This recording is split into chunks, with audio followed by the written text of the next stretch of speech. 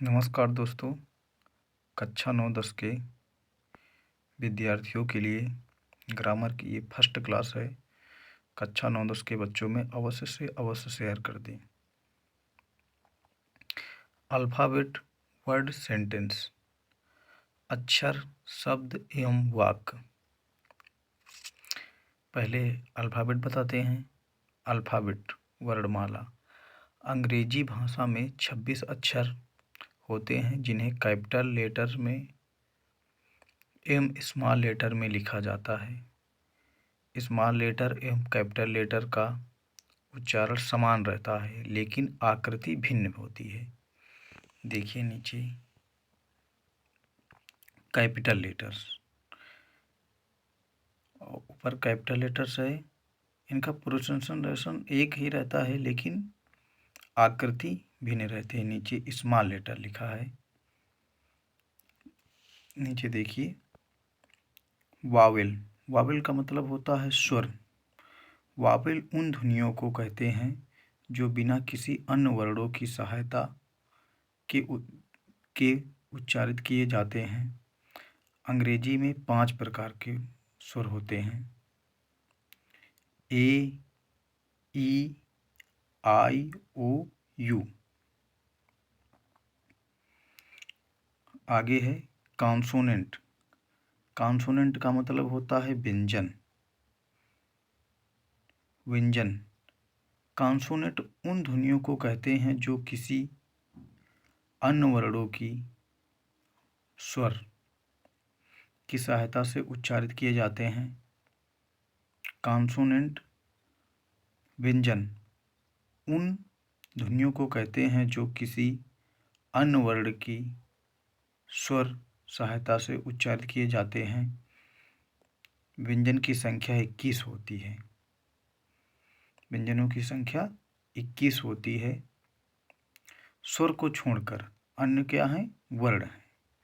जैसे देखो लिखा है के का साउंड में ए निकल रहा है। के का हम प्रोनाउंसिएशन करते हैं तो ए निकल रहा है। आगे देखेंगे। आगे है फोनेटिक्स के आधार पर वावेल एवं कॉन्सोनेंट का विभाजन। फोनेटिक्स ये आपके सिलेबस में नहीं है। ये कक्षा 9-10 में नहीं है। ये 11 और 12 में भी नहीं है। ये आप जब ग्रेजुएशन करेंगे कंपटीशन लेवल में जब आपको मिलेगा। ये आपको जानकारी के लिए बता रहा हूँ। आपके सिलेबस में नहीं है। आगे आप इंग्लिश से PhD करेंगे तो मिलेगा। Number of consonant. Number of consonant की संख्या हो जाती है 24 हो जाती है। Number of vowels. वावेल्स की संख्या हो जाती है 20। नंबर ऑफ कॉन्सोनेंट्स की संख्या 24 रहती है। नंबर ऑफ वावेल्स की संख्या 20 रहती है और टोटल इसकी संख्या हो जाती है 44। वावेल फिर आगे देखिए Wavell of phones. Wavell of phones इनको 2 भागों में डिवाइड किया गया है। इनको 2 भागों में डिवाइड किया गया है।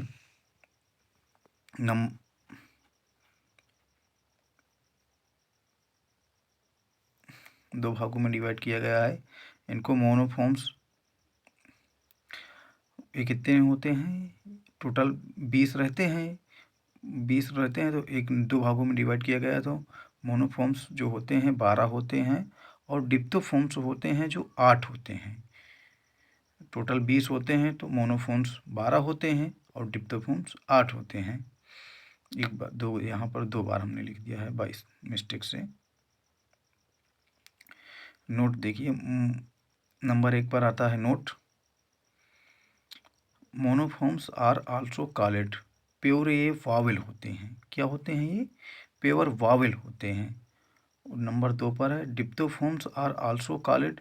ये इम्प्योर वावेल होते हैं, ग्लाइड वावेल होते हैं, कॉम्प्लेक्स वावेल होते हैं। इनको 3 भागों में डिवाइड किया गया है। आगे ज़्यादा इसमें कुछ नहीं बताएंगे।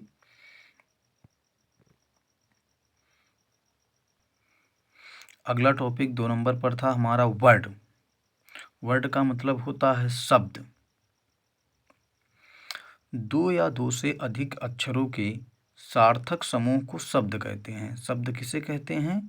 जैसे आपसे किसी ने पूछा वर्ड, वर्ड मतलब होता है शब्द। शब्द किसे कहते हैं? दो या दो से अधिक अक्षरों के सार्थक समूह को शब्द कहते हैं। नोट देखिए, एक शब्द बनाने के लिए कम से कम एक स्वर एवं एक व्यंजन का होना आवश्यक होता है। स्वर न होने पर स्वर की ध्वनि वाला व्यंजन होना आवश्यक है। जैसे फिर एक बार देख लीजिए नोट पर, एक शब्द बनाने के लिए कम से कम एक स्वर एवं एक व्यंजन का होना आवश्यक है। स्वर न होने पर स्वर की ध्वनि वाला व्यंजन होना आवश्यक है। जैसे अपवाद, ये 3 वावेल हैं। जैसे ए मतलब होता है एक, आई मतलब होता है मैं, ओ मतलब ओ। जैसे एग्जाम्पल के तौर पर मैंने लिखा है, एग्जाम्पल के तौर पर लिखा है नंबर 1 पर मोहन। मोहन देखो ऊपर लिखा गया है, बताया गया था सार्थक समूह वाला। जैसे मोहन है तो मोहन सही है, नीचे लिखा है हमने क्रॉस लगा दिया, पूरे जो अक्षर हैं वही हैं लेकिन कोई सार्थक अर्थ नहीं निकल रहा है। ओ है, एम है, एच है, एन है, ओमना है, इसका कोई सार्थक नहीं निकल रहा। इसी तरह गुड है तो GOOD गुड सही है लेकिन वहीं नीचे है DOOG, कोई सार्थक अर्थ नहीं निकल रहा है। इसी तरह है गर्ल, GIRL सही है, IRLG कोई सार्थक अर्थ नहीं निकल रहा है। इसी तरह बॉय है, ऊपर बॉय लिखा है BOY बॉय सही है और लेकिन OYB ये रॉन्ग है, गलत है हमारा। नंबर 3 पर आता है हमारा, आज की टॉपिक पे नंबर 3 पर था हमारा सेंटेंस। अब जानेंगे हम सेंटेंस किसे कहते हैं। सेंटेंस दो या दो से अधिक वाक्यों के सार्थक समूह को वाक्य कहते हैं। सेंटेंस मतलब होता है वाक्य। वाक्य दो या दो से अधिक वाक्यों के सार्थक समूह को वाक्य कहते हैं। जैसे एग्जाम्पल के तौर पर मैंने लिखा है Ram is writing a letter. Ram एक शब्द है, इज एक शब्द है, राइटिंग एक शब्द है। ए का हम प्रश्न कर सकते हैं कि ए अकेला है लेकिन ये वावेल है, तो ए अकेला है लेकिन ये काम करेगा। ए लेटर, तो राम एक पत्र लिख रहा है, तो राम सही है। लेकिन देखिए नीचे है ए